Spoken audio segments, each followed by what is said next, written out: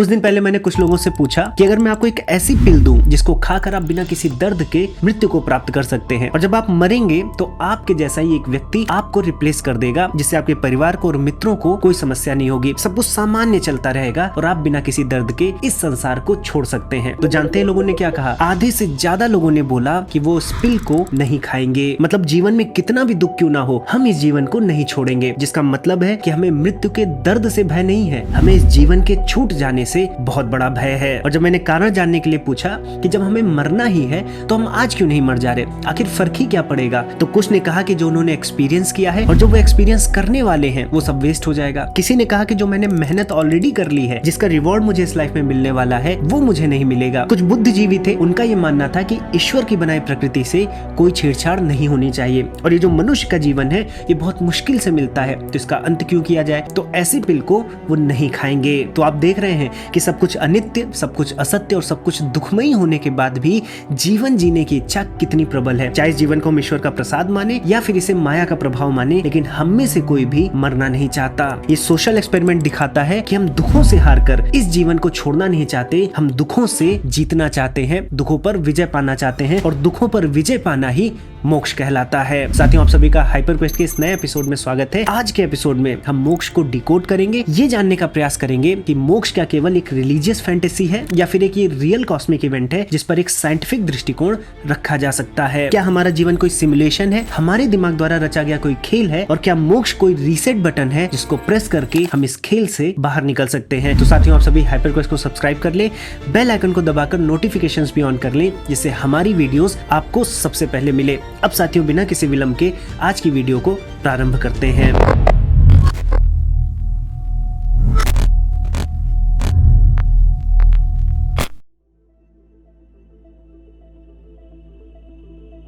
साथियों, मोक्ष सनातन धर्म में एक पुरुषार्थ है।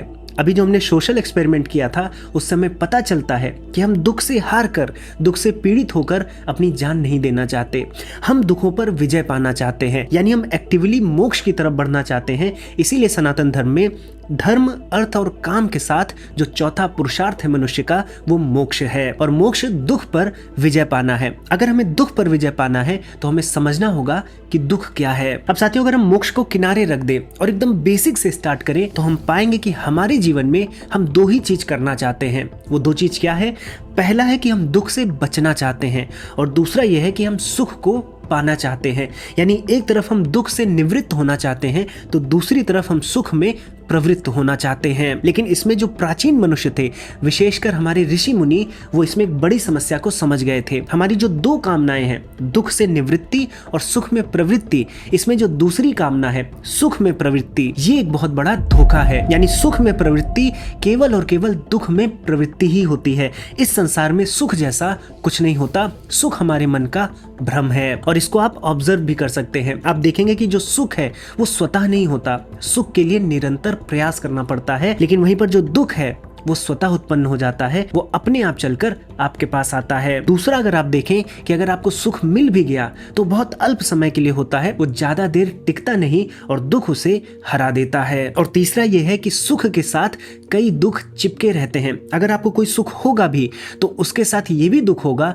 कि कहीं ये सुख खत्म ना हो जाए, तो ये सबसे बड़ा दुख है। और इसी कारण से सुख के होते हुए भी आपको दुख का अनुभव होते रहता है। आप एक छोटा सा एग्जाम्पल लीजिए, हम सांस लेते हैं लेकिन हम सांस लेने को सुख नहीं मानते, लेकिन यदि हमारी कोई सांस रोक दे तो सांस लेना भी सुख प्रतीत होने लगता है। यानी सुख नहीं था, वहां पर भी सुख हो सकता है यदि हम अपने पर्सपेक्टिव में चेंज करते हैं। इसलिए सुख केवल प्रतीति मात्र है। और अगर और अच्छे से डिफाइन करें तो दुख का अभाव, दुख का ना होना ही सुख है। दुख की अपनी एक फंडामेंटल सत्ता होती है। इसको प्रत्येक ऋषियों ने, चाहे वो नास्तिक रहे हों या आस्तिक रहे हों, सबने माना है। और उन्होंने ये माना है कि संसार में कोई भी ऐसी चीज नहीं है जिसमें प्रवृत्त होने से सुख मिलता हो। तो ये जो दूसरी कामना है, सुख में प्रवृत्ति, ये दुख में ही प्रवृत्ति है, सब कुछ दुखमयी है। इसीलिए हमारे ऋषि मुनियों ने प्रवृत्ति मार्ग को छोड़कर निवृत्ति मार्ग को चुनने के लिए कहा, क्योंकि उन्होंने माना कि निवृत्ति मार्ग से ही दुखों का अंत किया जा सकता है, दुखों पर विजय पाई जा सकती है। चाहे आप न्याय सूत्रों में जाएं, वैशेषिक सूत्रों में जाएं, सांख्य सूत्रों में जाएं, चाहे आप बौद्ध ग्रंथ में जाएं, हर जगह यही कहा गया है कि दुख की आत्यंतिक निवृत्ति ही मोक्ष है। अब साथियों, मोक्ष क्यों चाहिए आइए इसके पीछे की साइकोलॉजिकल और फिलोसॉफिकल अंडरस्टैंडिंग हमने समझी। अब आइए इस पर मैं आपको एक बहुत ही इंटरेस्टिंग साइंटिफिक पर्सपेक्टिव देता हूं। तो साथियों, हमने ये जान लिया है कि सुख में प्रवृत्ति से मोक्ष नहीं मिलेगा। मोक्ष के लिए तो दुख से निवृत्ति ही चाहिए। मान लीजिए कि एक बहुत बड़ा सा हॉल है और उस हॉल में बहुत ढेर सारे हीरे रखे हुए हैं। इतने हीरे हैं कि वो हॉल ठसाठस भरा हुआ है और इसी ठसाठस हीरो से भरे हुए हॉल में एक राई का दाना कहीं पर है। अगर मान लीजिए आप इस हॉल को देख पाएं, इस हॉल के अंदर जा पाएं, तो आपको क्या दिखेगा? आपको ढेर सारे हीरे दिखेंगे और वो राई का दाना नहीं दिखेगा। लेकिन अगर आप वास्तविक जीवन की बात करें तो यहाँ पर उल्टा हो रहा है। यहाँ पर हमें हीरे नहीं दिख रहे, हमें केवल और केवल राई का दाना दिख रहा है।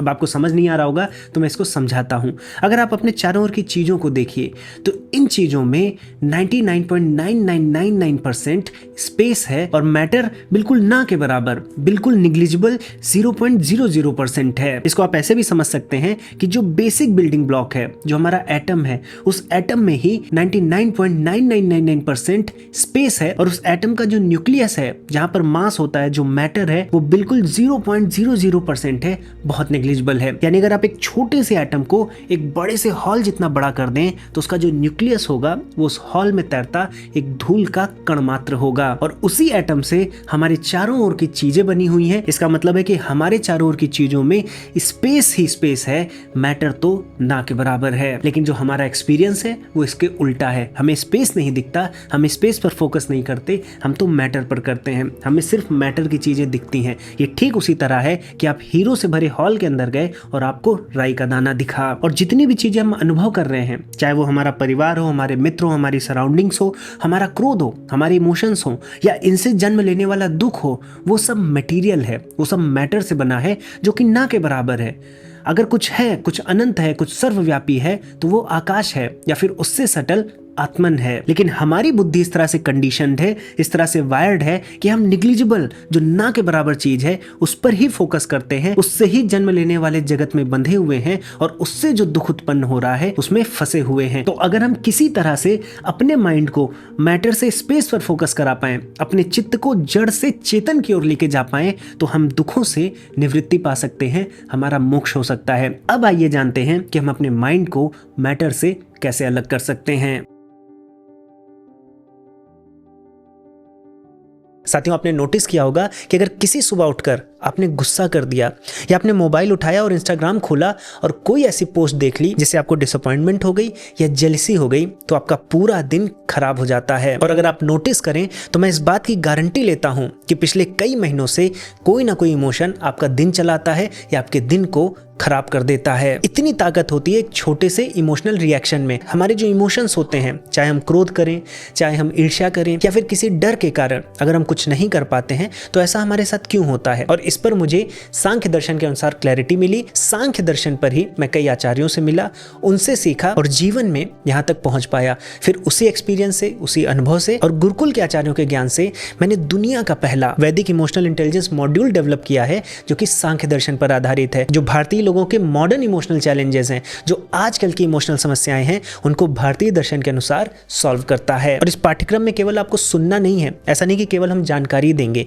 यहाँ प्रत्येक सप्ताह आपको एक्टिविटीज कराई जाएंगी और उन एक्टिविटीज के माध्यम से हम आपको आपके टॉक्सिक इमोशनल ट्रैप से बाहर निकालेंगे। और इसकी शुरुआत होगी आपके पर्सनैलिटी टेस्ट से। हमने ऐसा टेस्ट डेवलप किया है जो सांख्य दर्शन पर आधारित है और आपके अंदर, आपके व्यक्तित्व में सत्व, रजस और तमस का कैसा मिश्रण है, किस अनुपात में है, आप जो चीज करते हैं वो क्यों करते हैं, आप जो व्यवहार करते हैं उसके पीछे का कारण क्या है, इसकी डिटेल रिपोर्ट आपको मिलेगी। और उसके आधार पर आपकी एक कस्टम जर्नी के थ्रू आपकी इमोशनल इंटेलिजेंस को सुधारा जाएगा। तो साथियों, अगर आपको लगता है कि आप इमोशनली वीक हैं, ज्यादातर डिसीजंस आप इमोशंस के आवेग में लेते हैं और फिर पछताते हैं और लंबे समय से इस समस्या से जूझ रहे हैं, तो आज ही अपनी यात्रा प्रारंभ करें। और शिक्षणम आपको 15% का एक्स्ट्रा डिस्काउंट भी देता है, क्योंकि आप सभी हाइपरक्वेस्ट को इतने दिनों से सपोर्ट कर रहे हैं। लिंक आपको नीचे कमेंट सेक्शन और डिस्क्रिप्शन बॉक्स में मिल जाएगी। आप एक बार पर्सनैलिटी टेस्ट अवश्य दें, उससे आपको आपके बारे में भारतीय दर्शनों के अनुसार बहुत कुछ जानने को मिलेगा। अब साथियों, आइए वीडियो में आगे बढ़ते हैं। तो साथियों, सबसे बड़ा प्रश्न है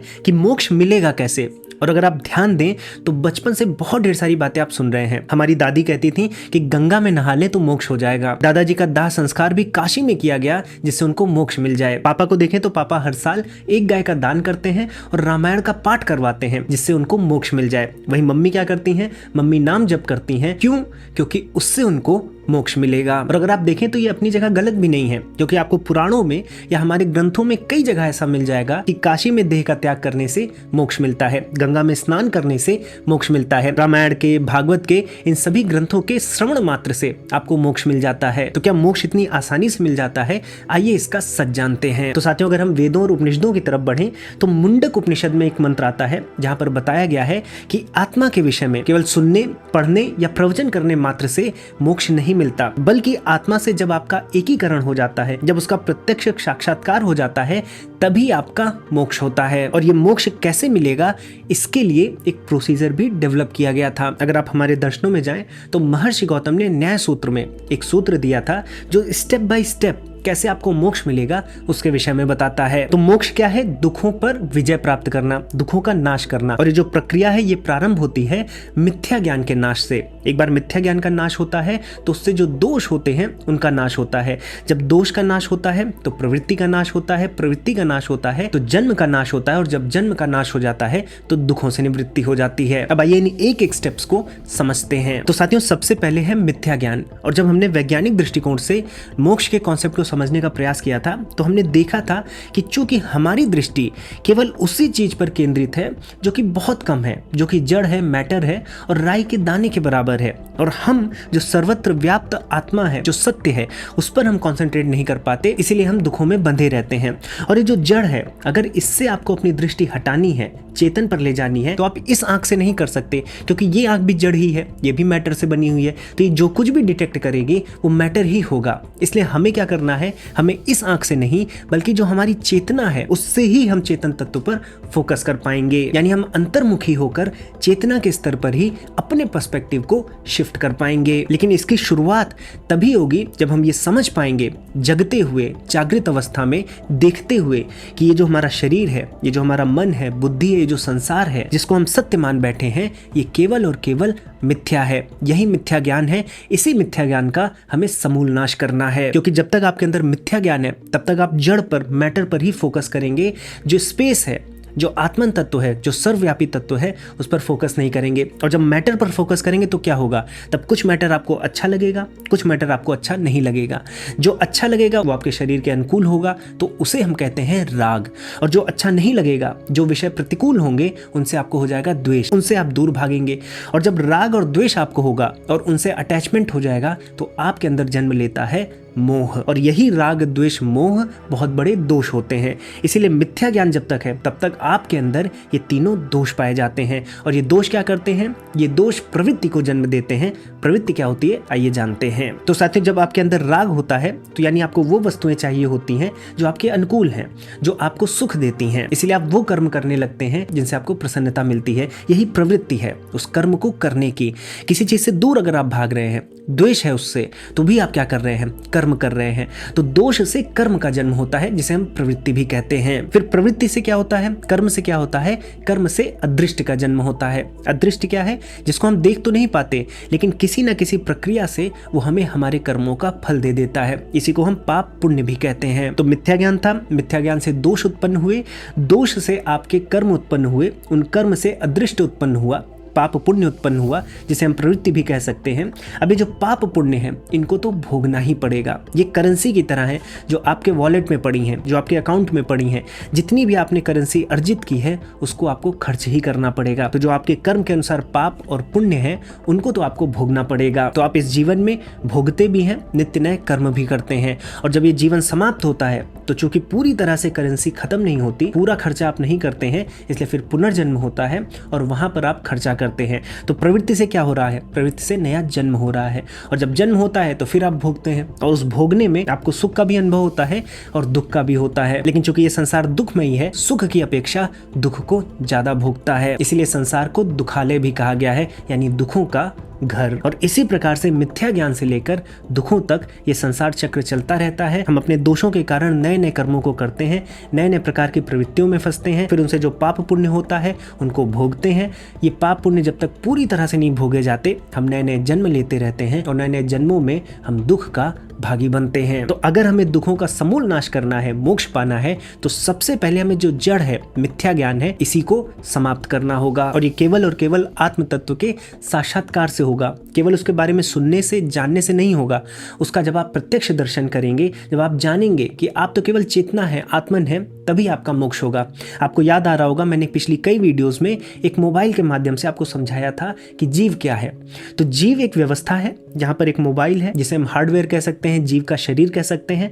उस मोबाइल में जो एप्स हैं, जो चैट्स हैं, वो उसके कर्म हैं, और जो मोबाइल में हो रहा है वो किसी के लिए हो रहा है, जो मोबाइल चला रहा है वो आत्मन है। और यदि आत्मा को ये भ्रम हो जाता है कि मोबाइल में ही जो कुछ हो रहा है वही सत्य है, उसके बाहर सत्य नहीं है, तो उसका कारण शरीर होता है और ये व्यवस्था जीव होती है। लेकिन जब जीव को ये समझ में आ जाए कि जो मोबाइल चला रहा है, जो आत्मन है, वही सत्य है, वो कभी नहीं मरेगा। मोबाइल टूट जाएगा, उसके ऐप्स अनइंस्टॉल हो सकते हैं, नया मोबाइल आ सकता है, मोबाइल बदलते रह सकते हैं, लेकिन जो आत्मा है वो नहीं बदलती, वही सब कुछ अनुभव कर रही है, वही जीव है। जब जीव को ऐसा अनुभव हो जाता है, जब ऐसा साक्षात्कार हो जाता है, तो जीव का अस्तित्व समाप्त हो जाता है। जीव के अस्तित्व के समाप्त होने के साथ साथ संसार समाप्त हो जाता है और इस संसार रूपी सिमुलेशन से जीव आजाद हो जाता है, वो आत्मा में प्रतिष्ठित हो जाता है। लेकिन यहाँ पर यह प्रश्न उठेगा फिर जो ये कहा जा रहा था कि गंगा नदी में नहा लेने से मोक्ष होगा, या फिर काशी में देह त्याग करने से मोक्ष होगा, या रामायण के पाठ से, भागवतम के पाठ से, उनके श्रवण मात्र से मोक्ष हो जाएगा, तो इसका क्या? तो ये जो विधियां हैं, ये जो हमारे पुराणों में दी गई हैं, ये चित्त शुद्धि का मार्ग है, क्योंकि चित्त में ही तो समस्या है। हमने वैज्ञानिक दृष्टिकोण से भी देखा कि हमारा जो मन है, हमारा जो मस्तिष्क है, वो ऐसे कंडीशनड है कि हम अपने चारों ओर स्पेस नहीं देख पा रहे, केवल जड़ देख पा रहे हैं, मैटर देख पा रहे हैं। तो समस्या यहाँ है। तो जब हमारा चित्त मलिन है, कंडीशनड है, तो हम सत्य को नहीं देख पाते। ये ठीक वैसे है कि अगर शीशा गंदा है तो हम अपने चेहरे को साफ साफ नहीं देख पाते। इसीलिए जब आप ये प्रक्रियाएं करते हैं, यानी तीर्थ स्थान पर जाते हैं, साधु संतों की संगति करते हैं, अच्छे ग्रंथों का पाठ करते हैं, नाम जप करते हैं, तो इससे आपके चित्त पर जो गंदगी लगी है वो साफ होती है। अब ये गंदगी क्या है? गंदगी इतनी सी है कि आप अनित्य चीज को नित्य मान लेते हैं। आप अपने परिवार को, जो कि समय के साथ समाप्त होगा, उसको नित्य मानकर उससे मोह करते हैं। आपके साथ जो ऑफिस में होता है, आपके दोस्तों के साथ जो होता है, दोस्त आपके साथ जो करते हैं, ये सब आप सत्य मानते हुए इन सभी चीजों से जुड़े रहते हैं, इसीलिए दुख को प्राप्त होते हैं। यही चित्त की मलिनता है। चित्त मतलब आपका मन, बुद्धि, अहंकार, जो आपका पूरा का पूरा मानसिक पटल है, अंतःकरण है। यदि यह शुद्ध हो जाए, जैसे कि अष्टावक्र जी ने राजा जनक का किया था, ये शुद्ध होते ही आपको अपने आत्म स्वरूप का भान हो जाता है और आप मोक्ष को प्राप्त हो जाते हैं। तो जब आप पवित्र कर्म करते हैं, धार्मिक कर्म करते हैं, तो वहां पर आपको नित्य बोध होता है ये संसार तो माया है। इसीलिए कहा जाता है कि आप रामायण का पाठ करें, अच्छे ग्रंथों का पाठ करें, नाम जप करें, तीर्थ स्थान पर जाएं, साधु संतों की संगति करें, जिससे आपका चित्त तैयार हो जाएगा और फिर उस पर्सपेक्टिव को, जो अभी मैटर में जुड़ा हुआ है, आप चेतन में शिफ्ट कर पाएंगे। और इसी के साथ साथ जो ये मायावी सिमुलेशन है, जो हमारी बुद्धि ने रचा हुआ है, आप इससे एग्जिट कर पाएंगे और बाहर निकल पाएंगे। क्योंकि जब तक आप यहाँ पर हैं, हमने देखा कि प्रवृत्ति से दुख दूर नहीं होता। आप कुछ भी करेंगे, उसके साथ साथ दुख के कण चिपके रहेंगे, तो प्रवृत्ति से नहीं होगा, निवृत्ति से ही होगा। और इस निवृत्ति को, यानी ये जो सिमुलेशन है, हमारे दिमाग का जो ये खेल है पूरे संसार का, इससे अगर आपको निकलना है तो दिमाग को ही शिफ्ट करना पड़ेगा। और इसकी शुरुआत होगी मिथ्या ज्ञान के नाश से। तो साथियों, मैं आशा करता हूं कि इस वीडियो के माध्यम से मोक्ष क्या है, मोक्ष जो कि साइंस के दायरे में नहीं है, क्योंकि ये फिजिकल जो हमारी रियलिटी है उससे बाहर की चीज़ है। इस रियलिटी के हमें बाहर कैसे जाना है, ये मोक्ष का विषय है, इसलिए ये विज्ञान के दायरे के बाहर की चीज़ है। लेकिन इसको समझाने के लिए मैंने इस वीडियो में एक दृष्टिकोण भी रखा है, जिससे आपको मोक्ष का पूरा कॉन्सेप्ट अच्छे से समझ में आए। और फिर आप किसी भी दर्शन में जाएं, जिस न्याय सूत्र की मैंने बात की उसके विषय में जगतगुरु आदि शंकराचार्य भी बात करते हैं।